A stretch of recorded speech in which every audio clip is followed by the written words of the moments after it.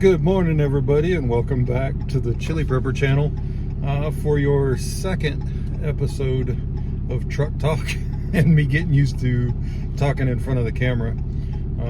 If you didn't watch the first one, I am not that comfortable in front of the camera, so I'm learning. And this time we're going to take a different route to work, so hopefully we won't get as much sun in that back window. So, on this side, I want to talk more about the prepping side. Some of the other social media platforms, of course, we talk more about the gardening and prepping side. And we will have a bunch of garden episodes.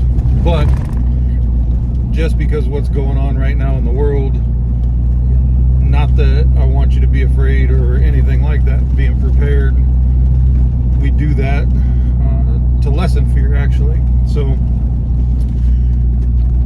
with what's going on with Israel and Iran and all that stuff, if you haven't been following the news, it's getting close. It looks like it's getting close, and I sure hope it's not. So, just another reason for us to make sure that, like one of the guys I follow, he always says, make sure your house is in order. But all that means is make sure you're ready. And like I said before, I differ from a lot of other people's opinion about what's going to happen in the future, whether it be war or that kind of thing. I say we have to prep to where we can stay in the house when people go crazy. And when I say go crazy, a lot of people, especially the people who aren't prepared, they don't know what to do.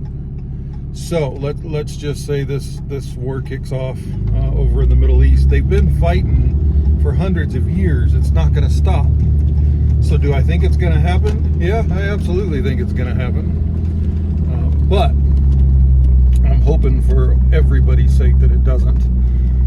So what I want you to do is really think about if it happens and if the United States gets involved and it somehow flows over into us, which we've been lucky as a people that we don't typically get attacked on American soil.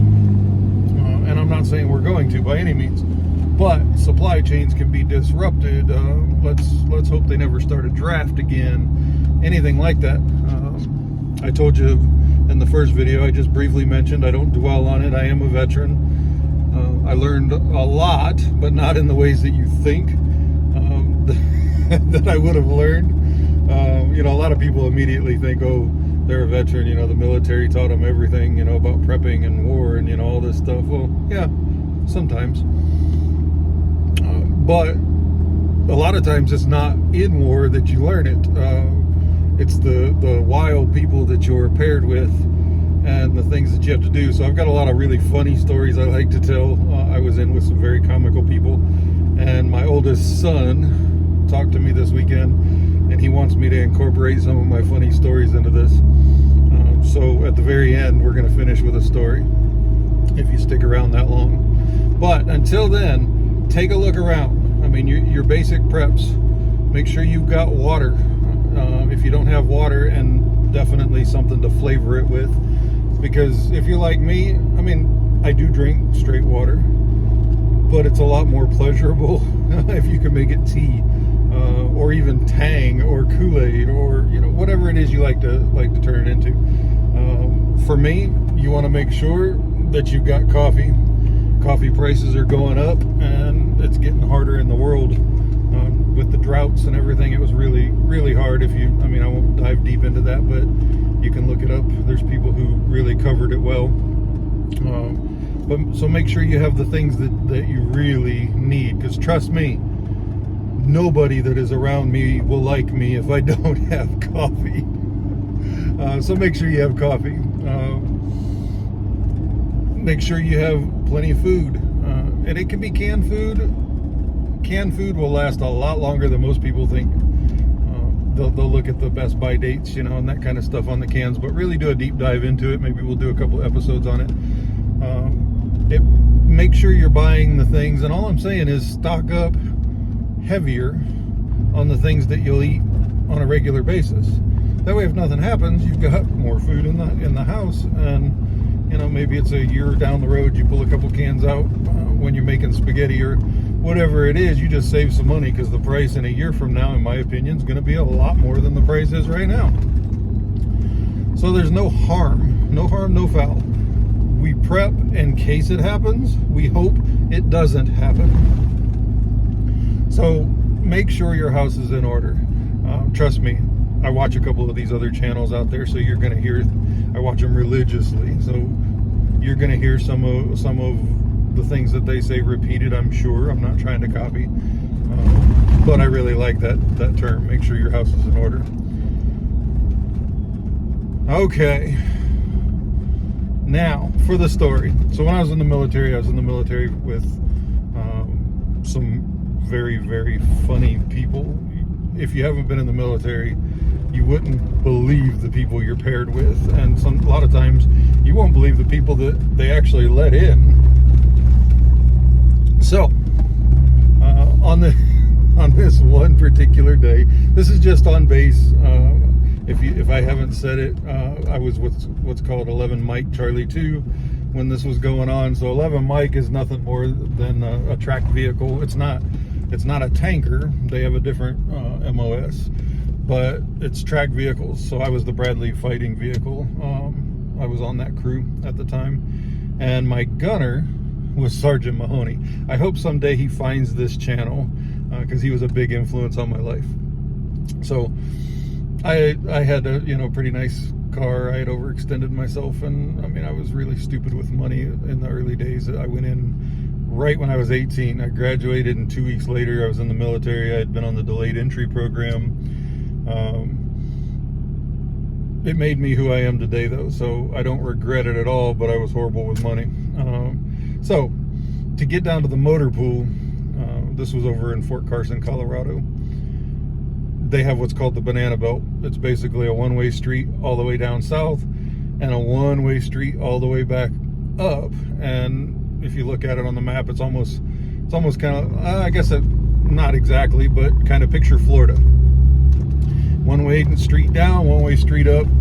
That's what it looks like. So you have to go down, turn, and go over, and then come back up to the motor pool. And apparently, they say, this guy says, this MP says that I blew a stop sign. And Sergeant Mahoney, he was one of these guys that everybody liked. I mean, he had this really cool personality. And when I say cool, I mean he was cool. So he's in the passenger seat. And at the time, this is in the early 90s, so before a lot of things were normal. And he gets me laughing while I'm waiting for this military police to come up to my window.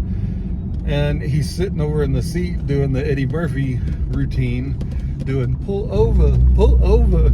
And I'm trying to hold it together, because military police, even though they call themselves military, they're out to get you, just like anything else. All of a sudden, this heavy set man gets out of the cop car and starts walking up. Now, it's odd because we were in the Army. You don't get heavy set people in the Army very often.